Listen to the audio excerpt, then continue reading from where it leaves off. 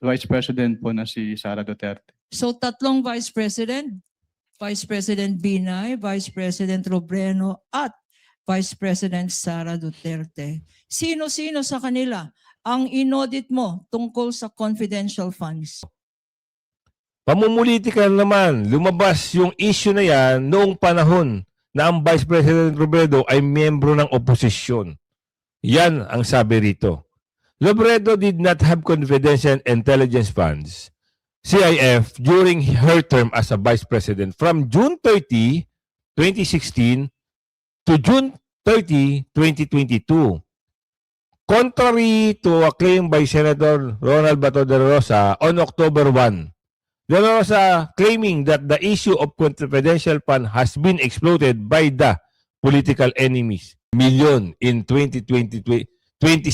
O, kita nyo? The OBP, meron fact-checking dito. The Office of the Vice President, a total budget of 500 million in 2016. Yes. Good morning mga kasama. Nandito naman tayo si Kuya Goods nagbabalik. At syempre kung di ka pa nakasubscribe, mag-subscribe ka na at hit mo na rin yung bell para lagi ka nang update sa ating mga video. Ngayon, fact-check tayo. Ngayon, sabi ho ng witness ni Kapunan, si Vice President lang ho daw ang mayroong confidential fund. Hindi ho tayo naniniwala dyan kasi kasinungalingan ho yan. Alam nyo, meron tayo nabasa rito na talagang mapapaniwala tayo. Kaya ho, hindi ho binagbibigyan ng confidential fund itong mga grupo o yung mga vice president na nabanggit. Bakit bukod tangi si Vice President Sara Duterte ang binigyan ng budget? Ang tanongin nyo kung sino nag-approve ng budget. Huwag nyo sisilipin kung bakit may budget. Kasi hindi naman ho magkakaroon ng budget na 500 million yan kung hindi ho binigyan ng panggulo nila o panggulo niya.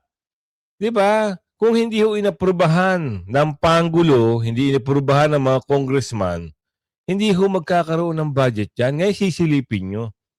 Diba? Pero bago natin pasadahan lahat ng mga video ngayon, matatawa ka dahil huling-huli na ho ang kasinungalingan ng witness nila. Kaya ka wala kang na audit kasi hindi ho nila binibigyan ang Vice President noon. And then, bukod doon, alam nyo kung bakit?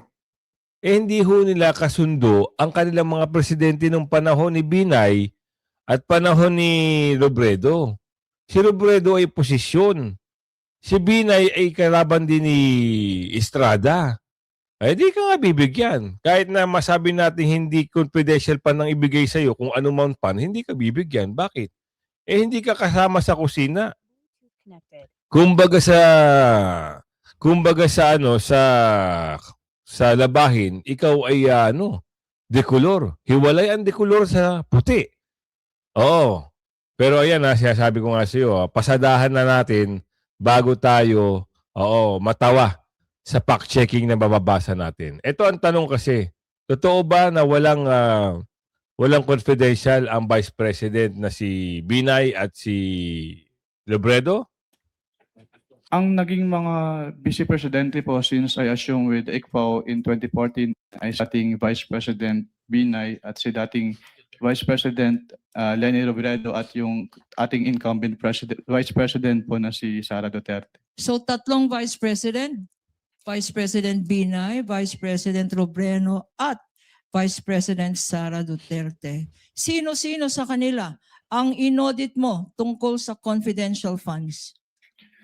Ang buhat po nung nag-assume ako nung 2014, tanging si Vice Presidente Sara Duterte lang po yung aking na-audit na may Bakit, confidential fund. Bakit, Mr. Witness? Bakit Vice President Sara Duterte lang ang inaudit mo ng confidential funds? Dahil po, since nung nag-assume po ako ng 2014 sa ICFAO, wala pong naging appropriation for confidential funds si dating Vice President Binay at si dating Vice President Robredo. Tanging si Vice President Sara Duterte lang po yung nagkaroon ng appropriation for the confidential funds. And in the same period of time, 2014 to 2024, Kasama ba sa mga national agencies na minention mo ang Department of Education? Yes, ma'am. And during this period, 2014 to 2024, sino-sino ang mga secretaries ng Department of Education? Sa pagkakaalala ko po, ang mga naging DepEd secretaries po ay dating Secretary Luistro, dating Secretary Briones at ang ating Vice Presidente in her concurrent capacity as the DepEd Secretary during that time po. At sino sa tatlong ito, sino-sino sa mga secretary ng DepEd ang inaudit mo for confidential funds? Tanging si Vice Presidente Sara Duterte lang po as the DepEd Secretary. Bakit? Ayan ang tanong. Bakit ang Vice President lang? Kung siya ang Secretary ng DepEd, meaning to say, inappoint din siya ng Pangulo as a Secretary ng DepEd. Ngayon, kung tatanungin nyo kung bakit meron din pondo ang DepEd na napakalaking pera, tanungin nyo yung Presidente o yung Pangulo. Tanungin nyo yung mga kongresista na nag-approve ng budget. Sila nag-approve niyan. Hindi nyo maitatago yan. Kasi ngayon, pinalalabas nyo, pag ang puno, hitik sa bunga, binabato. Pag ang politiko, alam na mananalo sa 2028, pababagsakin. Yun lang, napakasimple lang naman yun. Pinondohan ang OBP, pinondohan ng DepEd. Ngayon, sisilipin nyo kung bakit may pondo. Bakit at inubos ng ganito. Bakit hindi nyo sinilip kung mali pala, kung hindi pala tama yung pagpopondo sa DepEd, hindi pala tama ang pagpopondo sa OBP ng confidential fund, bakit hindi nyo tanungin kung sino yung pumirma ng pagbibigay ng pondo? Yun ang number one na questionin nyo. Kung sino, maliho ba na pinondohan ang DepEd? Maliho ba na pinondohan ang Vice President ng confidential fund?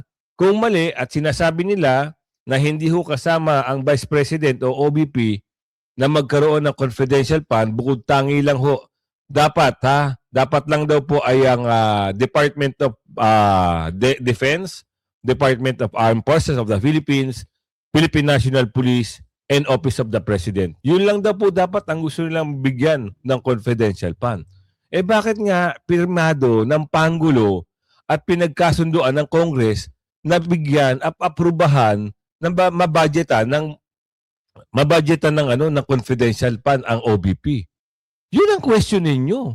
Nakakaloko kayo. Ngayon sisilipin nyo ngayon si Vice President dahil daw meron daw gantong budget.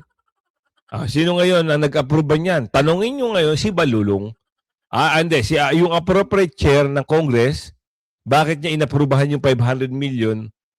Tanungin nyo ngayon yung Pangulo, bakit niya inokeyan itong pondo? Tapos, pag alam nyong malakas, sisiraan nyo pagdating ng bandang huli? Anak ka ng tipaklong naman ka, Rudy, Mr. Witness. Dahil siya lang po yung naging DepEd Secretary na nagkaroon ng confidential funds ang DepEd. And could you tell us how much was the confidential funds of the Vice President that you said you audited? May I-clarify po kung anong office po yung tinutukoy niyo. Office of the Vice President.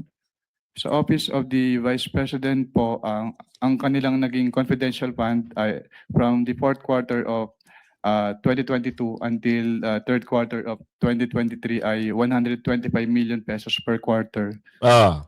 125 million per quarter. Ibig sabihin niya, noong 2022 hanggang 2023, okay pa sila ng presidente. Sumasang-ayon pa sa kanya si Pangulo. Okay pa sila ni Balulong. Okay pa sila ni Saldico. Ngayon, kung ganito bandang huli, inaprubahan ng Congress, inaprubahan ng Pangulo, bakit hindi nyo sila habulin? Sila ang merong pakana nito. Bakit nila nilatagan ng budget na hindi naman pala dapat? Ngayon, sisisihin nyo, single out nyo si BP Sara? Hahanapan nyo ng butas? Bakit nagkaroon? Saan napunta yung budget? Wala na kayong pakialam yun. Inaprubahan ng Pangulo. inaprubahan ng appropriate chair, inaprubahan ng budget committee, wala kayong magagawa. Tanungin nyo ngayon yung nagbigay. Yung DBM, Department Budget Management. Tanungin nyo kung bakit merong nilatag na confidential fund kay Vice President. Kasi kung gagawa ho kayo ng kwento, pati ito, masasabi nating sinungaling. Pati itong sinasabi na auditor na to, sinungaling ka. Bakit? Sabi ni Aling Ledesma, alam mo naman palang wala hong budget para sa Vice President. Hindi ka ba nagtataka? Nag-audit ka? Inoprubahan ng Pangulo? Nagkaroon ng budget? Tapos haharap ka dyan? Di ba? Dapat sinabi mo na, may kasalanan dito yung nagbigay at nag-approve ng budget. Yun ho dapat ang silipin nyo. Dapat ganun. Hindi. Anong nangyari dito? Sasabihin mo. Ngayon, ipapack-check nga natin. The OBP had a total budget of 500 million. Robredo per share office, yan ang nakapack-checking dito. Ang sabi dito, basahin natin. Para saka natin balikan yan. Kasi maganda, malinaw sa malinaw, naghahanap tayo ng mga ebidensya. Ito ang sabi dito. Misleading, fact-check, Leni Robredo did not have confidential fund, intel fund as Vice President. Kailan ito? By fact check, October 7, 2023. Alas 10:42 ng umaga. Fact check, sigurado yan kapag kahoy ay maraming bunga, ito'y binabato. So that klarong pamumulitika. Totoo. Pamumulitika naman, lumabas yung issue na yan noong panahon na ang Vice President Robredo ay miyembro ng oposisyon. Yan ang sabi rito. Robredo did not have confidential intelligence funds, CIF, during her term as a Vice President from June 30, 2016 to June 30, 2022. Contrary to a claim by Senator Ronald Bato de la Rosa on October 1, de la Rosa claiming that the issue of confidential fund has been exploited by the political enemies of Vice President and Procurement Education Secretary Sara Duterte because of her possible presidential bid in 2028. Totoo naman, di ba? Sobrang lakas ng pangalan ni BP Inday Sara, sinimulan siyang tarantaduhin by 2023, midterm ng 2023. Pero noong mga 2022, first quarter ng 2023, okay pa sila ni Balulong, okay pa sila lahat. Kasi may pangarap po, di ba, na booking yung pagpapapirma ng People Initiative na gustong baguhin yung konstitusyon. Na-booking eh. Ngayon, sinimulan nilang gawa ng kwento itong si BP Sara. Sabi dito, said the issue did not surface during the time of Duterte predecessor, alluding to Robredo. Diba? Sigurado yan kapag may kahoy maraming bunga. Sigurado talaga. Yung iba nga pag nakakita ng puno ng mangga na hitik talagang gustong kainin, di ba? Binabato nila. De la Rosa is close ally of the Vice President and her father. Immediate former Rodrigo Duterte, under Wu's administration, he served as Director General of the Philippine National Police before becoming senator. De la Rosa is but the General Appropriation Act from 2016 to 2022 shows that the office of the Vice President did not have confidential intelligence fund.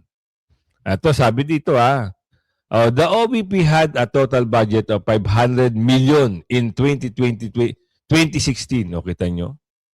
The OBP, merong fact-checking dito. The Office of the Vice President, a total budget of 500 million in 2016. Robredo, first year in office, her term began at noon on June 30 of that year. O, kita nyo na. Meron pala. O, baka hindi lang ho nababalita kasi hindi pa masyadong maingay yung mga bakbakan nun. In 2017, the OBP budget was reduced, bumaba to 428.62 million. Pagpasok ko ng 2018, sa panahon ito ni Robredo, 2016 to 2022. Sa panahon ho ng 2018, it went up to 543.95 million. So tumaas pa ng konti. Of which 482.83 million or 88.76% was allotted for good government, good governance, engagement and social services project. O kita mo, meron palang ganun. O GGE, SSP, meron palang ganun. Diba? Nakaalat pa yung ibang, yung 88.76%, inalat pa ngayon for good governance engagement.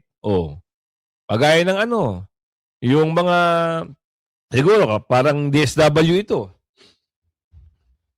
Merong nakalat na pera para sa ganun, DSWD. Tama. Kung maalala nyo, nagpapakain ng lugaw. Diba? Hindi masama magpakain ng lugaw.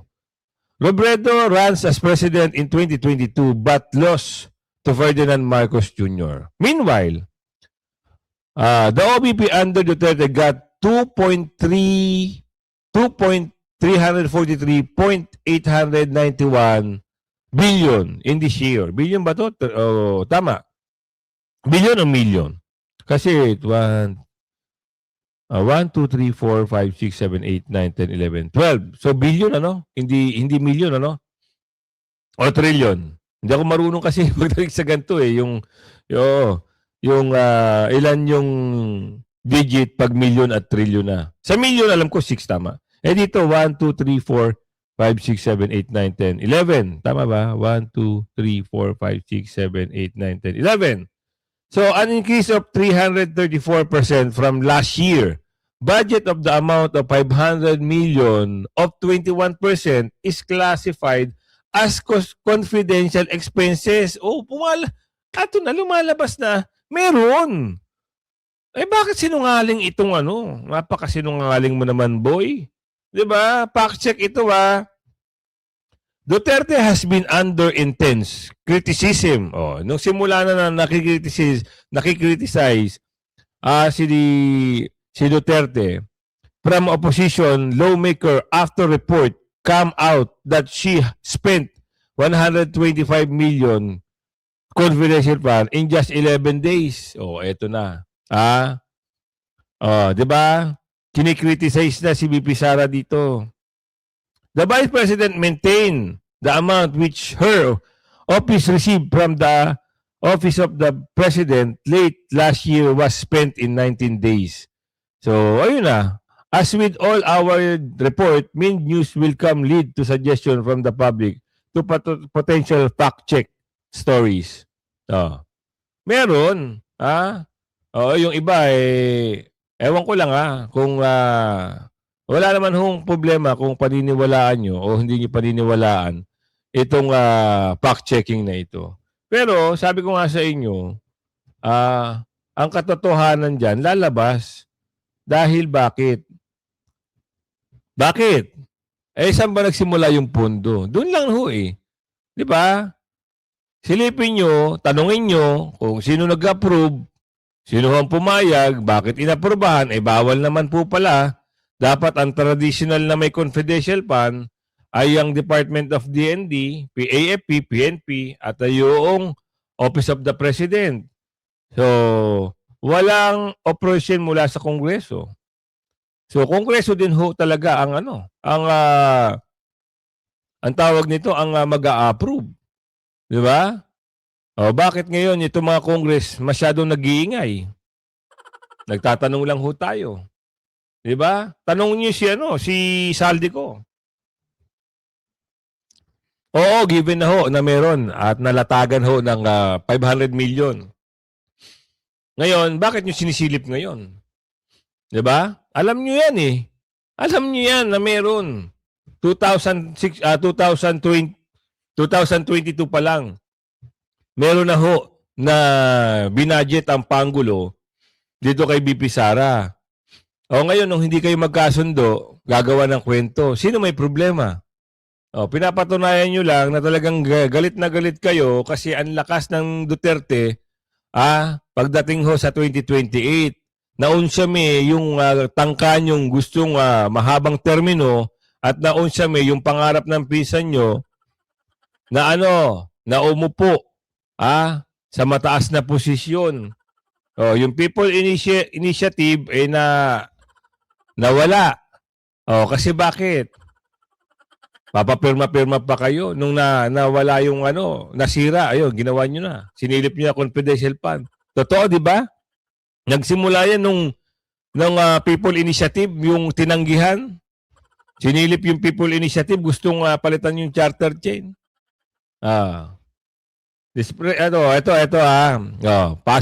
Pasok natin dito yung kay Attorney Sal Panielo.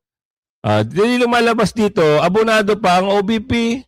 Hanggang hindi na puprobahan ng prosecution yung demanda nila na may irregularity na paggastos ng confidential funds. Kaya nga confidential Hindi mo maaaring sabihin sa kanila yung mga plano mo. Tama. Kasi pag sinabi mo yon, hindi na confidential yan. Pangalawa, kahit na you use your common sense. Most likely, kailangan talaga nila yun. Halimbawa, magre-renta sila ng safe house. Kailangan mo ng furnitures. Bibili ka ng furnitures. Kung may magbabantay doon, may caretaker doon, kailangan mo ng pagkain. Kailangan mo rin ng medisina. Sintido ko mo lahat yan Ang purpose ng confidential funds is to destroy your enemies using that funds to buy information from your enemies who will betray their colleagues. Ngayon, pag ginawa nila yun, like yung NPA, bakit ba nasira ang NPA? Kasi nga, ginamitan mo ng confidential funds Ibig sabihin, may utang ka pa sa kanila, bayaran mo sila. Di ba? Parang, Nag-abono. exactly. Ang discrepancy, may discrepancy. Balik tayo sa kita nyo, okay yung paliwanag niya ito sa Sal Panielo dito. Ngayon balik tayo dito sa bakit ba sinabi ng mama, yung testigo nila, bakit daw walang na-audit itong si auditor kay Vice President Jomar Binay o Jomar Binay. Kasi hindi siya binigyan ng confidential funds kasi nga walang appropriation ng walang pondong nakalaan o walang budget para sa pambansang pondo o General Appropriation Act noong kanyang termino. Kailan ba nagsimula itong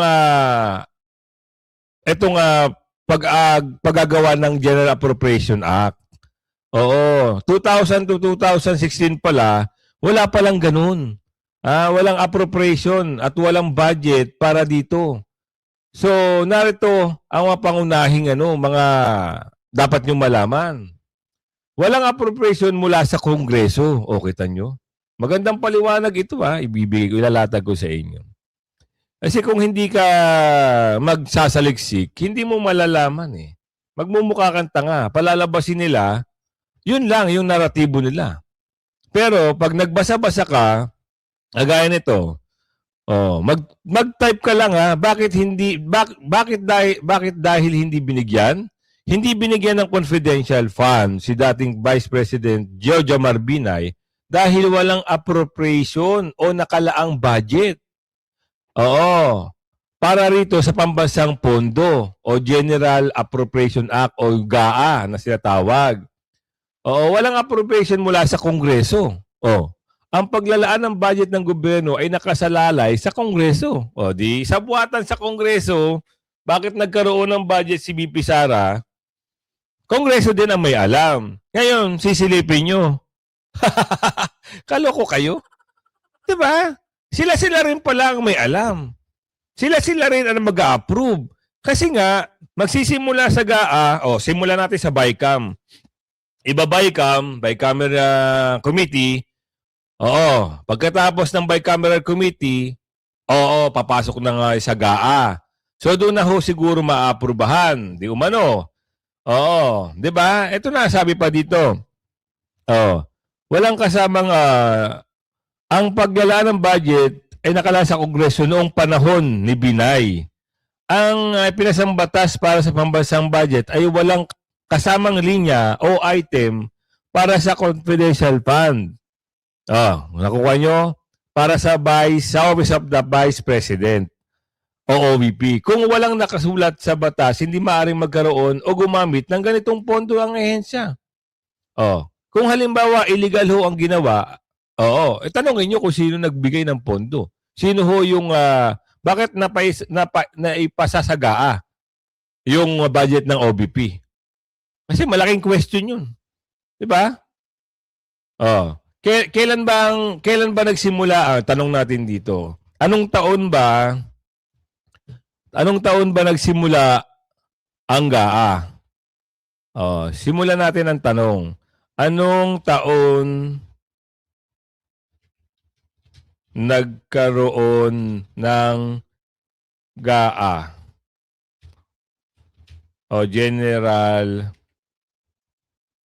General Appropriation sa Congress. Kasi kung hindi nga pasok. Meron na rin pala, 1946 pa. Nagsimula ang pagpasa ng opisyal ng General Appropriation Act ng Congress ng Pilipinas noong 1946 pa. So, lumalabas, matagal na ho. Bakit hindi nabigyan itong former Vice President Binay ng confidential fund? Lumalabas lang doon na hindi sila good term ng presidente. Nakukuha nyo? Ang kauna-unang batas na ipinasa ng Congress ng Malayang Republika ng Pilipinas matapos ang ikalawang digmaang panigdig, ang Republic Act Number 1 RA naligdaan noong Hulyo 15, 1946. Ito ay isang pasarang General Appropriation Act upang ponduhan ng pamahalaan habang inihanda ang budget para sa piskal na taon ng 1947. Diba? Meron naman pala. So, wala tayong question doon ha. Ang tanong lang ng ating kababayan, bakit nga? Bakit hindi siguro sila nabigyan? At bakit kung halimbawa, kung bawal at hindi pinupondohan ng OBP, sino ang nagpondo? Simple lang ang sagot, di ba? Alam nyo kung anong sagot. In good terms si BP Sara at yung Pangulo noon at nagawan ho ng magandang kwento na mabudgetan ang OBP, mabudgetan ng DepEd, walang question ho doon kasi in good terms, Uniteam. Nung nasira na ang Uniteam, patakot-takot na ho na question ang nangyayari. So ang total po nun ay 500 million pesos. Magkano naman ang confidential funds na inaudit mo sa DepEd, Department of Education? Ang inaudit ko naman po sa Department of Education, since ang kanilang cash advances ay from the first quarter of 2023 until the third quarter of 2023 at meron silang 37.5 million pesos quarterly cash advances. So ang naging total po nun ay 112.5 million pesos. Thank you, Mr. Witness. Ngayon, you said that you conducted the post-audit of both offices. Pag nagko-conduct ng post-audit, ano ang rini-require na documents para sa confidential funds? Ang nire-require po namin na documents ay yung mga requirements as provided under the Joint Circular 2015-01 o yung mga tinatawag na liquidation documents po. Ano-ano ang mga liquidation documents na to? Based on the Joint Circular po, yung mga liquidation documents na yun ay yung kanilang liquidation reports, yung disbursement voucher na ginamit nila, yung land bank checks, yung obligation request, yung kanilang physical and financial plan, yung kanilang accomplishment reports po, and yung proof of submission nun to the Office of the President, the Senate President, and the Speaker of the House. Total na banggit niyan. Ngayon, tanongin naman natin, di ba? Sino-sino ba ang nagpasa o nagbigay ng pondo ng Office of the Vice President? ang pag-aaprubaho ng pondo sa pagkakaroon ng confidential funds ng Office of the Vice President o OVP sa ilalim ni VP Sara ay dumaan sa dalawang magkaibang paraan. Huwag tayong magsinungaling, ito yung katotohanan. Noong 2022, mula sa Office of the President, okay, Bangag, sino ang inaprubahan ni Pangulong Ferdinand Marcos Jr. sa pamamagitan ng rekomendasyon ng Department of Budget o DBM. Ang paglipat ng 125 milyong pondo patungo sa OBP noong December 22. Okay, gets nyo Paano nakuha ang pondo? Tanong. Ito ang pondo ay hindi direktang ipinasa ng Kongreso. Basta mo, kasabwat dito ang Kongres. Para sa OBP, nung taong iyon. Sa halip, kinuha ito mula sa contingent fund ng Office of the President. O, kita nyo? Contingent fund ng Office of the President at inilipat sa OBP bilang confidential na pondo para sa bagong tatag na satellite offices ni VP Sara. O, kita nyo? Yan yung termino na mabait pa ang Pangulo kasi nga gusto nilang, di ba, yung unit team na sinasabi. Pero nung hindi na ho na gustuhan ng Pangulo na pag-alma ni VP Sara dito sa mga nangyayari na yung pinsan ay nagpapapirma, diyan na ho nagkawindang-windang. Naging mitsa ito ng matinding question dahil sa kawalan ng orihinal na alokasyon sa batas. Paimbestigahan nyo yung Pangulo. Kasi galing pala yan sa contingent fund ng Office of the President. Inilipat sa OBP. Yun ang tanongin nyo. Di ba? Noong 2023, eto na. Sino ang nag-aproba? Ang Congress ng Pilipinas. Yan na, papasok si Appropriate Chair Saldico at ang kanyang House Speaker na si Balulong. At ng Senado, kita nyo? Alam ng mga Senado Bakit? Di ba? Alam din ng mga Senador, ang opisyal na nagpasa at nag-aproba ng 500 million budget na confidential fund sa ilalim ng OBP. 500 million confidential fund para sa OBP sa ilalim ng 2023 General Appropriation Act. Ito mga congressman na nagpe-press con, alam nyo ito. Wag ho kayong sinungaling. Ginagawa nyo lang ho ng istorya ang Vice President para siraan ang pangalan. Paano nakuha? Ang tanong. Kasama na ito sa opisyal na panukala. Ang panukalang budget na isunmite ng OBP na dumaan sa pagdinig, debate at tuluyang inaprubahan ng mayorya ng mambabatas at Kamara sa Senado. Sa buwatan. Noong okay pa kayo ng Vice President, walang problema sa buwatan na nangyari. Ngayon, hindi na in good terms, gagawa na ho ng kwento. Tama? Ganyan sila. Pag hindi na in good terms, ginagawa na ho nila ng kwento. Ang masaklap, sinisira nila ang pangalan ng Vice President. Ngayon, kung umabot sa video natin yan, okay ba sa inyo yung reaction natin? Kailangan magsaliksik tayo Diba? Hindi pwede yung single out lang nila ang Vice President, sisirain ang pangalan. Pero, ang nag-aproba naman pala, Kamara at Senado. Diba? Pinagdipatihan nila yan Ibig sabihin, alam nila yan, anak ka ng bugi. Ang question, saan daw naubos? Hindi yun ang question Diba? Walang ibang question kung saan naubos Pinonduhan yan Ay, anong problema kung halimbawa, hindi nga sasabihin sa inyo mga ungas. Ayan, kumabot ka dyan, ito naman yung shoutout segment natin, ha? Oo. Marami nagpapa-shoutout sa akin talaga. Oo, sikat na ba tayo? Hindi, joke lang po Gusto ko kayo i-shoutout Arl Santi, shoutout po sa iyo Lechon's Capital. Wow, Lechon's Capital Baka may lechon kayo dyan Comment ka dyan. Oo. Chona Abduhadi. Julius Mira. Shoutout po sa inyo. Andy, shoutout po sa iyo. Wak Menard, shoutout po. Alejandro Macaraig, shout out po sa iyo. Darlene, si Ma'am Darlene, Narvino, shout out po sa iyo, ha. Ali Oliver, shout out po sa iyo. Luis Santos, Maricar, shout out po sa iyo. Belen Kalub, shout out po sa iyo. Ruth Vic Kalipaya, shout out po sa iyo, ha. Eduman, shout out po. Arlene Mendoza, Noran, shout out po sa iyo. Fabi Arano, shout out po sa iyo. Dante Dablin Bartoloba, shout out po sa iyo. Bernardo Silverio, shout out po sa inyo. ASL, Mercy Molina, shout out po sa iyo. Divya Ligan, Malu Morado, yan si Ma'am Malu. Shout out po sa iyo, ha. Rosie Escote, Eugene Reyes, Pabli Habiton, Daisy Lantixes, Carabs, shout out po sa iyo, ha. Ana Marie Feria,